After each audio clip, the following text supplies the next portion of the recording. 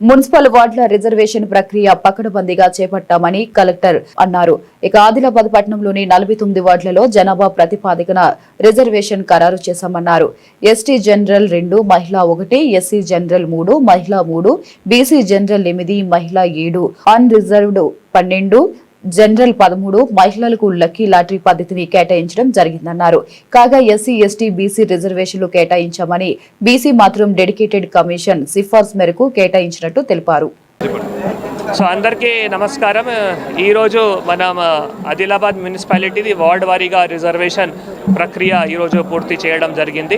So దాంట్లో మన అధికారులు ఏసీఎల్బీ గారు, కమిషనర్ గారు, డిఎల్పిఓ గారు, తర్వాత వివిధ పొలిటికల్ పార్టీస్ నుంచి వచ్చిన అందరు రిప్రజెంటేటివ్స్ కూడా పాల్గొనడం జరిగింది. సో మొన్న గవర్నమెంట్ ఏవైతే మాకు జియోఎంఎస్ నంబర్ 14 కానీ తర్వాత జియోఎంఎస్ నంబర్ 9 ఈ 2 జియో ప్రకారము మన గవర్నమెంట్ నుంచి మాకు వార్డ్ 49ది ఏవైతే సీట్స్ బ్రేకప్ ఉన్నాయో అది గవర్నమెంట్ నుంచి రావడం జరిగింది.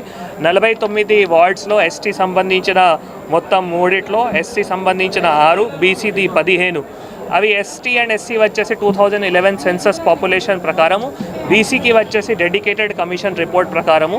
తర్వాత ఈరోజు మనం అది డిసెండింగ్ ఆర్డర్లో మళ్ళీ అవి అన్నీ పెడుతూ ఇది సెకండ్ రౌండ్ ఆఫ్ రిజర్వేషన్ ఉంది కాబట్టి మళ్ళీ ఫస్ట్ రౌండ్లో ఎక్కడైనా ఎస్సీ కానీ ఎస్టీ కానీ బీసీ వచ్చింది అవి మళ్ళీ రిపీట్ చేయకుండా యాజ్ ఫార్ యాజ్ పాసిబుల్ మళ్ళీ విమెన్ రిజర్వేషన్కి నాట్ మోర్ దెన్ 50%. దాని ప్రకారం కూడా మళ్ళీ ఎస్టీకి వచ్చేసి విమెన్ 1, ఎస్సీకి వచ్చేసి విమెన్ 3, బీసీకి వచ్చేసి విమెన్ 7, విమెన్ జనరల్ వచ్చేసి 13. ఇవి అన్నీ కూడా ఏవైతే ఉన్నాయో మనం పొలిటికల్ పార్టీస్ ప్రెజెన్స్లో మళ్ళీ ఈరోజు నిర్ధారించి మళ్ళీ మనం వాళ్ళందరికీ కూడా ఒక కాపీ ఇస్తూ మళ్ళీ గ్యాజెట్ కూడా పబ్లిష్ చేయడానికి రెడీగా ఉన్నాము.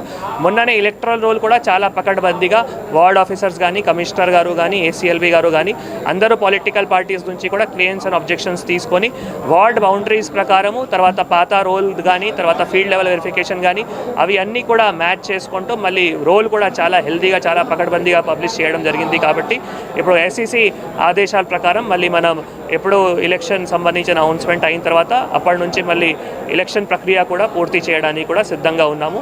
అందరూ పొలిటికల్ పార్టీస్ కూడా ఆ ప్రాసెస్లో కూడా సహకరించి free and fair and peaceful election కూడా కండక్ట్ చేయాలి కోరడం జరుగుతుంది.